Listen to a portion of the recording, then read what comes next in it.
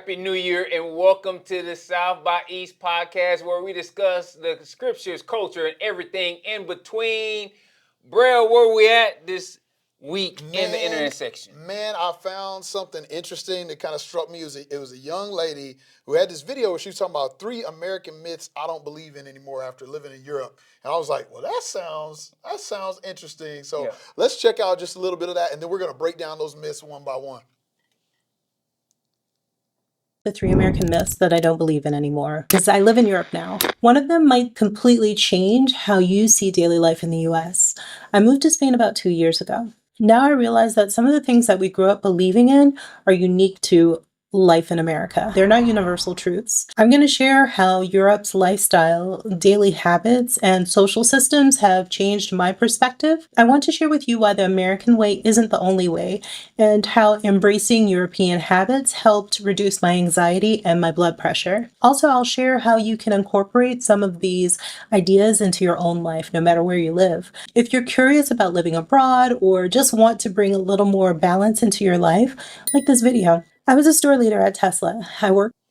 Okay. So we're not going to watch the whole thing, but we will jump into these myths. So myth number one, the American dream is built on constant busyness. In the U.S., we're obsessed with being busy. We wear it as a badge of honor, but in Europe, they value leisure and balance. I've learned to slow down and enjoy life more. Man, I will tell you, as someone who has also lived in Spain, this is 100% true. When I first got there, I lived in Valencia, which was the city of running. And so people were out for walks, running. Yeah, so they're out for walks, out for running. And I was like, all right, I'm going to go get something to eat at 3 o'clock.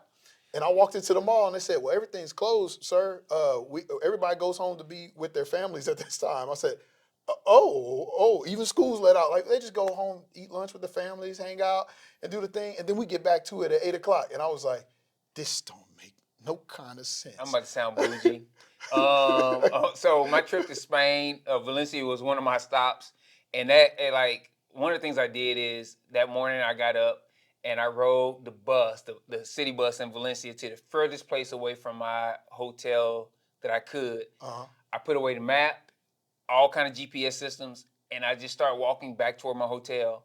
And 14 hours later, I arrived at my hotel. I just ate, I just saw what I saw, no directions at all. Just kind of snooped my way around town, asked locals where to eat at. They have this, the aquarium there is like off the chain. Yeah, it's crazy. But you said that it was 100% true. The only thing I would push back on is she said the American dream. I was like, well, which American? Because my dream is not to stay busy. Yeah. My whole dream that I tell y'all about all the time, I say, I love the people of Hi-Crest. I do. But I don't love you enough to mess up my retirement. Yeah. Because my whole dream is about slowing down. And I'm saying it's 100% true that Spain moves at a different pace. They do. And it's just because they have the time. Like, I love the tapas. And then you don't eat dinner till late, right? Yeah, and I told you about being in the most jazz clubs. Ain't even opening up till 8:30. At 3 a.m, being in the jazz club in Spain, just chilling. You know what living in Spain helped actually prepare me for, though? Student ministry. Ain't nothing prepared me for that. The pandemic. When we hit the pandemic and everybody had to stay home and everything moved at a different pace, I was like, this is what it felt like living in Spain. Because I was still there for school, and I went to an American school. So I was in college. And so I was a broke college student in Spain. And so it was a little different, but everything moved a little later. When I got up, I spent time with my family. I had time, because I worked here, our work schedule was flexible. We were able to spend some time in the building because of how few employees we had at the time. Mm-hmm. And so I was kind of able to go into work and do what I needed to do, check in at home. I was able to help my kids with school. It actually felt a lot more like living in Europe during the pandemic than just kind of the normal time. And so it wasn't as much of an adjustment for me, because I was like, I've kind of already experienced this kind of free-flowing day. So, do you remember what I did during the pandemic? You got to give me a little more context. So you said it prepared you for the pandemic. They even wrote an article. Remember, I was barbecuing for everybody and delivering. Yep. They wrote an article in the paper about it, right? I was working on grants and deals for the nonprofit in the church, in the community. and then I was barbecuing for people. Like I was just barbecuing and then giving the extras away to everyone. Yeah. I do the same thing now. Mm-hmm. And so one of the things is like part of going into this is I feel like we can always blame the American dream, right? You know what I'm saying? Like it's not a difference between the American dream and the Spanish way. Right. The difference is whether or not we buy into what's being sold, right? Because you could still live in Spain and live in the bustle, endless. Because here's the deal: the last engineering company I worked for was a European-owned country, so I was always in Europe. I was always in Europe, and so you have super driven people in Europe too. But you know, the culture is a lot of family value. We're gonna stay close to the family. We're gonna take long dinners. Like in Belgium, man, like they have this thing where, or in the Netherlands, a lot of times they only eat bread for lunch because they believe in these long meals, and you don't really have the time to eat long meals at lunch, and so they wait to eat long meals at dinner. And just treasure that. And so yeah, so but I do understand. Like that's one of the things as a pastor I try to tell everybody. Even people that say, "Man, you cook so good, you should open your own restaurant." I'm like, no, then it will stop being a hobby. Part of the problem with our culture that makes it so busy is people think that you're supposed to turn everything into a profit, and everything you're good at is supposed to become a side hustle or a business. Yep. Sometimes you just become good at something because you enjoy it, and the enjoyment of doing that thing should be enough. Yep. And that has more to do with our human heart and its corruptness. It's the elimination of Sabbath. Yeah. It's the elimination of Sabbath. When everything that you do to rest turns into work, then there is no rest.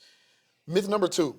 Individualism is the key to success. In America, we're taught to be independent and self-reliant, but in Europe, they value community and collaboration. I've learned that it's okay to ask for help and rely on others. It's so interesting to me because a lot of these myths are kind of busted by my community and my definition. It's like the culture that we have here in Hi-Crest, or at least through Fellowship Hi-Crest and our associates, is closer to the culture I experienced in Europe than the general American culture. And that's why I think a lot of what we do is countercultural. Overall, I would agree that this is a difference between America and Europe. Back when I played sports, coaches used to always try to get you to buy in by saying, "There's no I in team." But then you would have a smart aleck like me that would be like, "But there is in championship."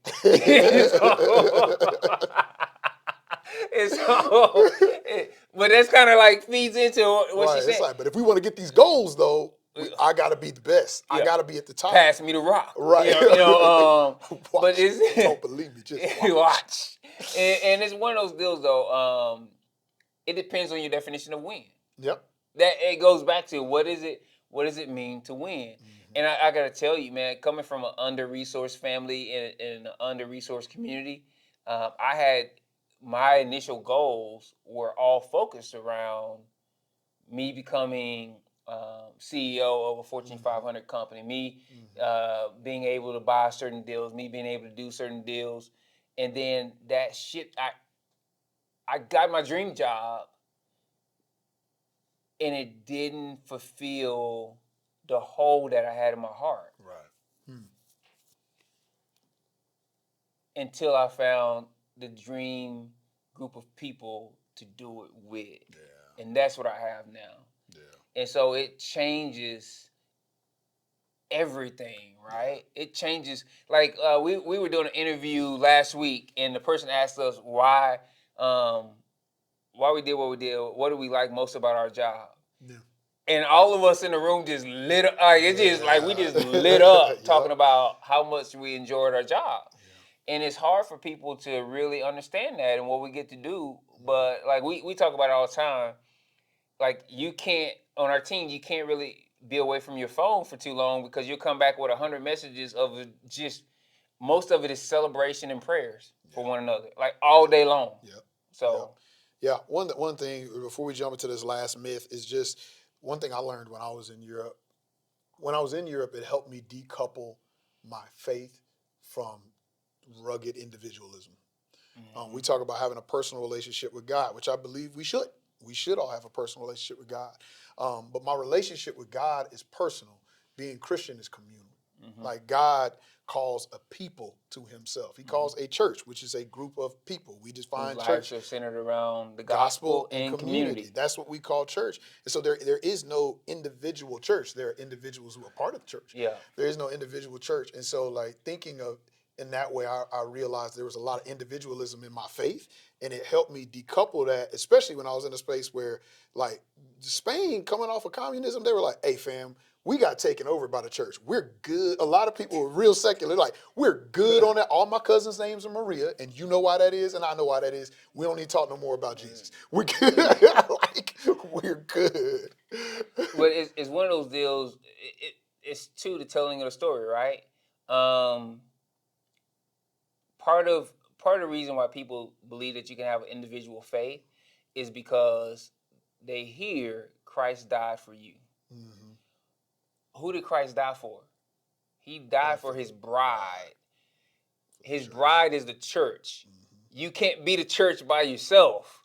And that you is a plural you, and people miss that piece because they have misplaced their pronouns. And that the way you tell a story shapes your thinking.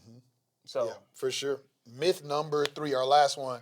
The U.S. is the best country in the world. Oh, my God. Oh, boy. America has a lot to offer, but it's not perfect. Other countries have better healthcare, education, and social safety nets. I've learned that there's more to life than just the American way. I'd agree with a lot of that. see, she didn't mention barbecue. She didn't. She didn't. And you ain't. I did not find great barbecue in Spain. I'll tell you that. I'll tell you that. I'll tell you that, man. So part of my personal story, I struggled with this when I was a junior in high school. I took policy debate, and in policy debate, we were talking about illegal searches and seizures, and this was also during the time that the Patriot Act had come around, and that branch of government just had all the power, and I started learning more things about America, and I was like, I'm out. When I turn 18, moving to Canada, I'm getting out of here. This country is so crooked. And I went through this whole period. I went through this period with my faith and why Christians and I went through this whole period, and I got a little older, and I saw some other things, and I mellowed out a little bit, and then I actually moved to another country, and I learned this country has its own issues too. Boy. And all of my people are back in America, and I wanna work to make America the best that I can. And I took back great things that I found in Spain. I brought them back to America for my people. And so like I when I find people, especially that are in kind of a Christian nationalist campaign or things like that, I'm like, no, I think that can be dangerous to put on blinders about your home. But I don't think there's anything wrong with thinking your home could be the best place in the world. What's one of the things you always hear me talk about with Hi-Crest community? That you choose Hi-Crest, that it's the best thing this side of heaven. It's the best neighborhood this side of heaven. Yep. Now, when it comes to knowing the stats of Hi-Crest, bro, I can give you all the stats all day long to tell you the things that I would like to see grow and improve in my neighborhood. But I still believe it's the best. It's the best. And it's not the best because of all the stats. It's the best because of the people I get to do life with in it. And I'm fully aware of the things that I would like to see change and grow in the neighborhood, like people moving their trash cans off the curb after trash day and not leaving the trash cans at the curb. So I would really love to see that happen on a consistent basis throughout my whole neighborhood. One thing I don't like about America is the passive aggressiveness. True. Don't even see how that happens. But it's one of those deals you have to hold it kind of in balance, man. Yeah. And that's the deal. It is real easy to idealize. It's like when you hear people go on these like short-term mission trips for 7 to 10 days, and they come back and tell you everything that's wrong with your country when they just went into this other country for 7 to 10 days. It's like, hey, if everything was so great where you went, then why did you have to go on a mission trip there? Right. Have you What ever are we doing? considered What are that? we doing? Like, And I think that's it too. Something that you hit on there is like, this is the best place because I choose it. I choose it, and it's not that it's necessarily the model for everywhere else. I choose to live in this democracy. I choose to love my neighbor in this space.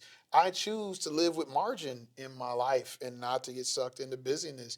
I choose to grow. I choose to love those around me. Like those, they're the things that you choose. And so I agree with the pushback of America is just objectively the best place and all of these it's areas. silly. No, America has made choices, and we make choices every day about what America will be, what America will be to us and for those around us, and it is the best for me. And honestly, I rarely say that about America, but I say it about Topeka. And you know, I didn't choose America; I chose Topeka. And we're the best in the Summer I chose Olympics. Check the medal count. Topeka. I'm just saying. Just check the medal count. Last little thing from her. She says, if you're curious about life outside of America, or if you're looking to make some changes in your own life, this video is for you. And one thing I love that she stated in here, she was like, this is something I had to learn by leaving America, but you don't have to. You can choose to live this way right where you are and take these things. And I agree with that. Here's your list of things that you need. All right. The first man had two things.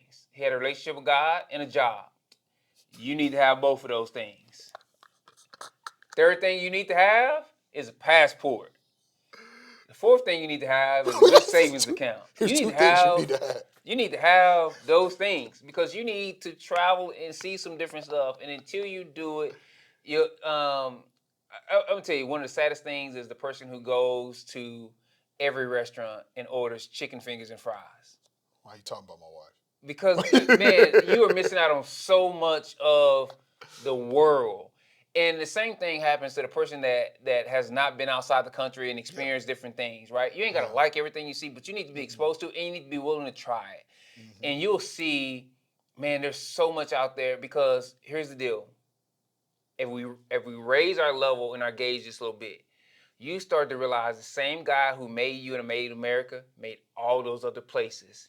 And if he is this great and infinite and boundless God, then we should be able to enjoy all of his creation because he created it to be enjoyed. And knowing a whole God should lead us to want to enjoy all of creation.